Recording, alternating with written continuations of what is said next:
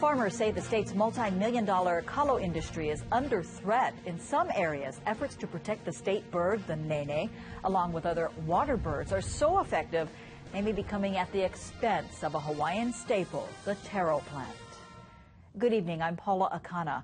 Hanalei taro farmers say they're on track to lose close to 500,000 pounds of their crop this year, double their losses from last year.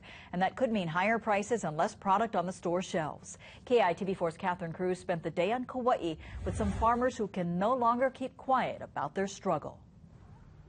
William Haraguchi's family has farmed this valley for generations.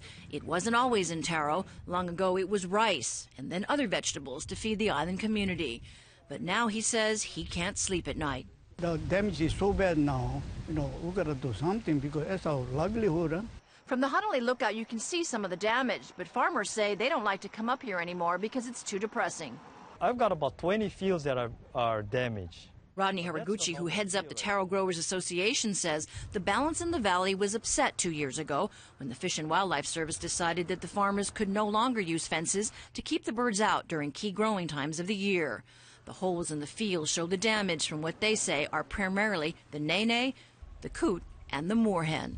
The nene eats the corm of the taro, the stem and the corm, but the moorhen and the coot would eat on the young shoot, the early planting, and up to about 3-4 months. Actually, when you come down to it, look like we're raising the bird. They're eating our food, they're resting in the field, So I don't know why they're so against the fencing. Amnani Pacheco, whose parents and grandparents grew taro, was surprised at seeing how widespread the damage is. Seeing the fields today for the first time has been very disheartening because I know how hard the farmers work.